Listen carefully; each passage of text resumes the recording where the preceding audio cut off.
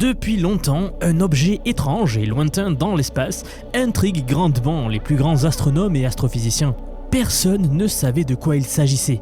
Alors ils ont utilisé le télescope spatial le plus cher de l'histoire, le James Webb Telescope, pour regarder de plus près. Résultat, on vient de comprendre il y a à peine quelques jours que le télescope s'est fait piéger. Il a confondu un objet de notre galaxie avec une galaxie née au tout début de l'univers. Pendant plus d'un an, personne ne s'en est aperçu. Quand les astronomes ont enfin compris ce qu'ils regardaient vraiment, ils ont découvert 3 choses. La première, c'est que cet objet n'est pas du tout ce qu'on croyait. La deuxième, c'est qu'il est peut-être encore plus rare que la galaxie qu'on pensait avoir trouvée. Et la troisième, c'est que des dizaines d'autres objets dans nos catalogues sont à revoir. Cette histoire fait beaucoup parler dans les cercles astro dernièrement, alors on va en parler. Pour comprendre d'où on vient, revenons très rapidement en arrière. En 2024, une équipe de chercheurs repère dans les données du télescope James Webb un point infrarouge quasi invisible. Ils l'appellent Capotoro. Sur le papier, c'est la découverte du siècle. Ce point semble se trouver à un redshift de 32. Le redshift, c'est ce qui permet aux astronomes de mesurer la distance d'un objet. Plus la lumière est étirée vers le rouge, et plus l'objet est loin de nous. Le record actuel pour la galaxie la plus lointaine jamais confirmée, c'est un redshift de 14. Capotoro affiche plus du double, ce qui le placerait dans un univers vieux de seulement 90 millions d'années après le Big Bang, à une époque où rien de cette taille n'était censé exister. Car le problème, c'est que 90 millions d'années après le Big Bang, eh bien, il n'y a pas grand-chose, c'est le désert cosmique. Les modèles de cosmologie actuels nous disent que les galaxies n'ont tout simplement pas eu le temps de se former à cette époque. Pas assez de matière accumulée, pas assez de fusion, pas assez de temps pour que la gravité fasse son travail. Une galaxie visible à cette distance, c'est un peu comme trouver un gratte-ciel au milieu du Sahara. Techniquement, c'est pas impossible, mais ça demande des explications sérieuses. Capotoro n'était pas seul, plusieurs candidats similaires ont émergé des données du James Webb. Tous à des redshifts délirants, tous défiant les modèles. Il faut comprendre que Capotoro n'est pas arrivé dans un vide. Dès ses premières images publiées en 2022 par le James Webb, ça avait déjà déclenché une mini-crise en cosmologie. On trouvait des galaxies monstrueuses, trop massives, trop lumineuses et apparues trop tôt. Certaines grandes publications, parmi les plus grands journaux, titraient même que la cosmologie était en crise. Et puis, progressivement, la majorité de ces anomalies se sont expliquées par des recalibrages instrumentaux et des redshifts surestimés. C'est donc dans ce climat-là, où la communauté venait tout juste de se remettre de sa première vague de faux positifs, que Capotoro a débarqué avec un redshift 2 fois supérieur au record qu'on avait. La communauté scientifique s'est alors retrouvée face à un choix inconfortable. Soit nos modèles de formation de galaxies sont fondamentalement incomplets ou erronés, soit on se trompe en lisant les données. Les 2 options sont gênantes. Alors, pour comprendre comment on a pu se faire tromper à ce point, il faut d'abord comprendre comment les astronomes identifient ces objets lointains aujourd'hui. Vous allez voir, c'est pas sorcier. Ils utilisent ce qu'on appelle la méthode des dropouts. Donc le principe est assez malin. Quand un objet se trouve extrêmement loin de nous, sa lumière a été tellement étirée par l'expansion de l'univers que toutes les longueurs d'onde courtes ont complètement disparu. Le bleu, le vert, le rouge visible, tout ça est décalé hors du spectre. Il ne reste plus que l'infrarouge. Donc, très concrètement, quand vous allez balayer le ciel avec un télescope muni de plusieurs filtres, et qu'un objet que vous observez est totalement absent des filtres courts, mais qu'il apparaît dans les filtres les plus rouges, vous tenez un candidat solide pour une galaxie primordiale. C'est comme s'il avait lâché toutes les longueurs d'onde courtes en route, d'où le nom de dropout. Cette méthode, elle fonctionne. C'est grâce à elle qu'on a confirmé les galaxies les plus lointaines connues à ce jour. Sauf qu'elle repose sur un présupposé assez fort. On part du principe que si un objet n'émet que dans l'infrarouge profond, c'est forcément parce qu'il est loin. Mais vous savez, en science, attention, il faut toujours chercher les autres explications, et il y a une autre raison pour laquelle un objet pourrait, en théorie, n'émettre que dans l'infrarouge.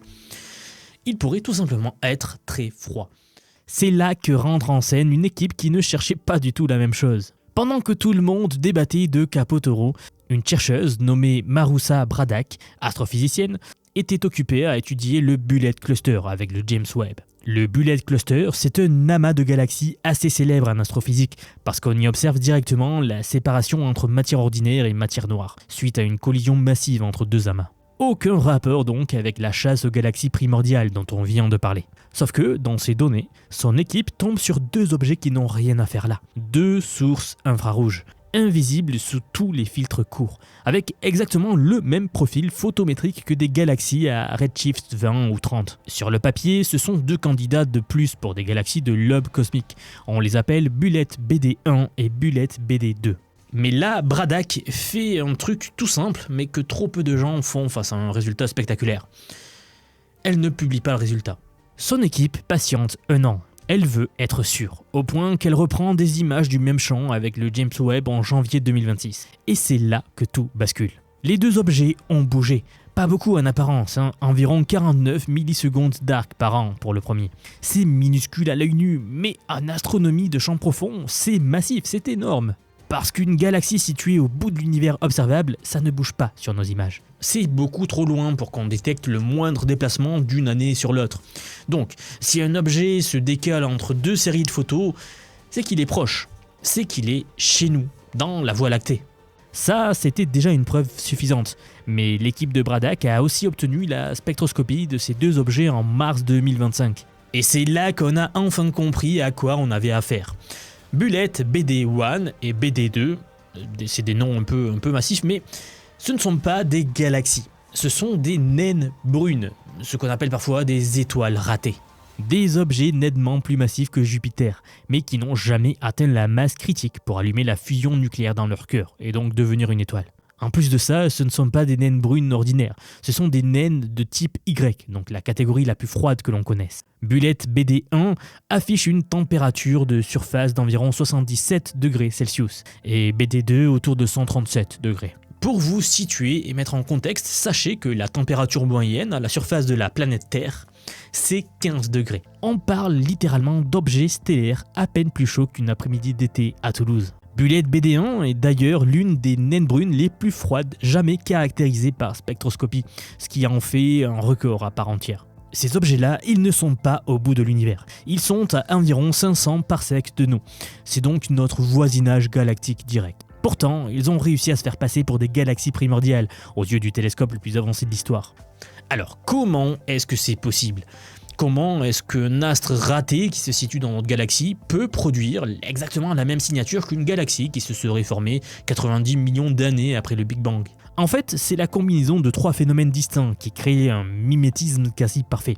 D'abord, l'atmosphère de cette naine brune-là est riche en méthane et en vapeur d'eau. Et ces molécules absorbent la lumière à des longueurs d'onde très précises. Le résultat donc, c'est une coupure nette dans leur spectre, dans la lumière qu'on arrive et qu'on analyse, qui ressemble de façon troublante à ce qu'on appelle la coupure Lyman alpha. Or, c'est justement cette coupure Lyman alpha que les astronomes utilisent pour repérer les galaxies très lointaines. Donc 2 objets radicalement différents, 2 mécanismes physiques qui n'ont rien à voir, et au bout du compte, un spectre presque identique. Ensuite, il y a le problème de la taille apparente. Que ce soit une galaxie à 13 milliards d'années-lumière ou une naine brune à 500 parsecs, les 2 apparaissent sur les images du James Webb comme un minuscule point infrarouge. Pas de structure, pas de forme, rien qui permette de les distinguer visuellement, juste un pixel parmi des milliers. Et enfin, la couleur. On a tendance à interpréter un objet très rouge comme une galaxie enveloppée de poussière cosmique, parce que la poussière rougit la lumière. Sauf que ces naines brunes sont naturellement rouges. Elles n'ont besoin d'aucune poussière pour avoir exactement cette teinte-là. Elles ressemblent à une galaxie poussiéreuse simplement en existant. Donc 3 phénomènes indépendants, l'absorption atmosphérique, la taille apparente et la couleur naturelle, qui convergent pour produire une illusion quasi parfaite. Alors non, ce n'est pas une erreur de débutant, c'est un piège que la physique elle-même a construit. L'ampleur du problème ne s'arrête pas à ces 2 objets, c'est ce qui nous ramène à Capotoro. Parce que c'est bien le même problème. Capotoro présente un profil photométrique très similaire à celui de Bullet BD1 et BD2. Braddock elle-même a déclaré il y a quelques jours que le verdict n'est pas encore tombé. C'est là que l'histoire prend un virage que personne n'avait anticipé et c'est l'objet de cette nouvelle vidéo que vous êtes en train de regarder.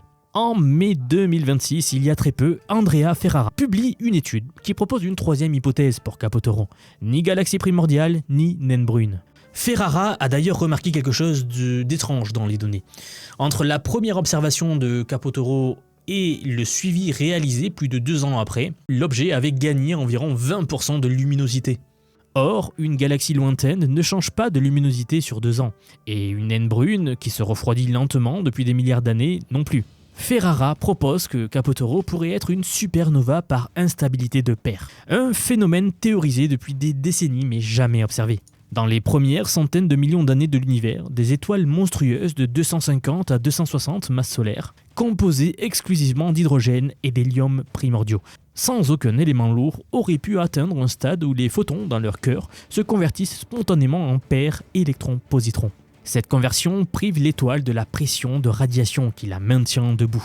Le cœur s'effondre et l'étoile entière explose dans un cataclysme thermonucléaire. Si c'est ce qu'est Capotoro, ce serait la première observation directe d'une étoile de population 3. La première preuve tangible de ces étoiles primordiales que les théoriciens invoquent depuis un demi-siècle déjà et qu'on n'a jamais pu observer. Il faut vraiment que vous compreniez ce que ça représenterait. Aujourd'hui, les astronomes classent les étoiles en 3 familles. La population 1, donc ça c'est les étoiles comme le Soleil, des étoiles riches en éléments lourds forgés par les générations précédentes. La population 2, donc là ce sont des populations d'étoiles qui sont plus anciennes, plus pauvres en métaux qu'on trouve dans le halo galactique. Et enfin la population 3. Ce sont les toutes premières étoiles, formées exclusivement d'hydrogène et d'hélium uniquement, les 2 seuls éléments produits par le Big Bang. En théorie, ce sont elles qui ont tout lancé, qui ont forgé les premiers atomes de carbone et de fer, qui ont ensemencé l'univers avec la matière dont tout le reste est fait, y compris nous-mêmes. Le problème, c'est qu'en 50 ans de recherche, on n'en avait jamais observé une seule. Donc si Capotoro est bien une supernova par instabilité de paire, ce serait la toute première preuve qu'elles ont réellement existé. Alors c'est Ferrara lui-même qui résume le mieux la situation actuelle. Il dit en substance que quel que soit le verdict final, c'est une victoire. Si Capotoro est bien une galaxie à redshift 32, ça veut dire qu'on doit réécrire une bonne partie de la cosmologie aujourd'hui, qu'on comprend vraiment quelque chose de travers sur le cosmos. Si c'est une supernova par instabilité de paire, on vient de confirmer pour la première fois l'existence des étoiles de la population 3. Et si finalement c'est juste une naine brune, c'est quand même l'une des plus froides et des plus lointaines jamais détectées, qu'on ne pensait même pas possible. Donc, 3 hypothèses, et dans les 3 cas, une découverte majeure. La bonne nouvelle, c'est qu'on ne devrait pas attendre très longtemps pour trancher. Le test est assez limpide. Si Capotoro s'est déplacé sur les prochaines images, c'est une naine brune. Si sa luminosité a baissé, c'est une supernova. Et si rien n'a changé, alors c'est probablement bien une galaxie. Le James Webb Telescope devrait réobserver ce champ dans les prochains mois. Donc, on aura une réponse très bientôt. Comptez sur moi pour vous tenir informé quand le résultat sortira. Au-delà du verdict sur Capotoro, ce qui rend cette histoire vraiment marquante, c'est ce qu'elle nous dit sur la méthode scientifique. On est en 2026. On dispose de l'instrument d'observation le plus avancé que l'humanité n'ait jamais construit. Et malgré ça, une étoile ratée de la taille de Jupiter a réussi à se faire passer pour une galaxie née aux origines de l'univers. Ce n'est pas parce que le télescope dysfonctionne, ce n'est pas parce que les astronomes ont bâclé leur travail, c'est parce qu'une image, aussi belle et aussi détaillée soit-elle, ne vous dit jamais ce que vous regardez vraiment. Elle vous dit qu'il y a quelque chose, point. Tout le reste, c'est du travail humain, de l'interprétation, de la vérification, du suivi et surtout de la patience. Braddock a attendu 1 an avant de tirer la moindre conclusion. Ferrara a repéré une variation de luminosité de 20% que d'autres n'avaient pas vu ou laissé passer. Et aujourd'hui, la communauté scientifique est en train de réexaminer ces catalogues de galaxies lointaines pour revérifier combien de ces fameux points lumineux sont en réalité des naines brunes qui traînent dans notre galaxie. Ce réflexe-là, cette capacité à ne pas prendre un résultat pour argent comptant, juste parce qu'il a l'air impressionnant, c'est exactement ce qui manque aujourd'hui dans notre rapport à l'intelligence artificielle. Le James Webb ne se trompe jamais sur les données qu'il collecte, ce sont les humains qui se trompent quand ils les interprètent. C'est exactement la même chose quand vous utilisez un modèle d'IA sans comprendre ce qu'il produit. Le résultat a l'air solide, le résultat a l'air cohérent, mais il est peut-être complètement à côté de la plaque. Et si vous n'avez pas les bases pour le vérifier, vous ne le saurez jamais. Donc, si vous voulez être capable de faire la différence entre un vrai signal et du bruit, que ce soit en astronomie ou en intelligence artificielle, si vous voulez maîtriser ces outils suffisamment bien pour ne pas vous faire piéger par une sortie qui a simplement l'air convaincante, alors j'ai justement quelque chose pour vous. J'aimerais vous dire que depuis quelques mois déjà, j'ai construit un programme d'apprentissage unique. Je vous apprends l'IA sous tous ses aspects. C'est un parcours que j'ai créé et pensé pour vous transmettre tout ce que je sais. Alors non seulement sur les modèles d'IA comme ChatGPT, Gemini de Google, Grok de Elon Musk, Claude, etc. Je vous montre en fait et surtout la manière de les intégrer concrètement dans votre vie, dans votre travail, dans vos projets. Et ce que vous soyez salarié, indépendant, entrepreneur ou même à la retraite. Car oui, nous avons beaucoup de retraités dans la communauté et ils utilisent l'IA au quotidien. J'ai récemment sorti la plus grosse mise à jour à ce jour de la formation. Ça fait un petit moment que j'en parlais, mais ça y est, elle est là, elle est en ligne. C'est un module entièrement dédié à l'automatisation par IA, donc en utilisant N8N. Autrement dit, la création d'agents IA, donc des espèces de salariés virtuels qui vont travailler pour vous et tout faire pour vous. En somme, vous faire gagner des heures et des heures et des heures. Vous êtes déjà plus de 6 à 7 000 à avoir rejoint ce programme, donc merci pour tout ce soutien. Et enfin, sachez qu'il n'y a pas besoin d'être développeur, pas besoin d'avoir un profil technique. Je vous prends par la main et pas à pas, avec des leçons vidéo claires, des cas concrets pratiques, on voit tout ce qui touche à l'IA. Dernier point, mais pas des moindres bien sûr, si vous nous rejoignez aujourd'hui, vous aurez accès à toutes les évolutions du futur. Sans surcoût, accès illimité à vie à tout ce que je veux vous apprendre.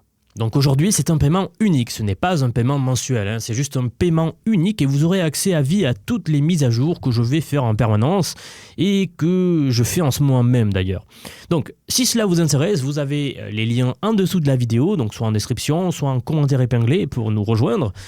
Dans tous les cas, moi, je serai très heureux de vous accueillir dans le programme Vision IA.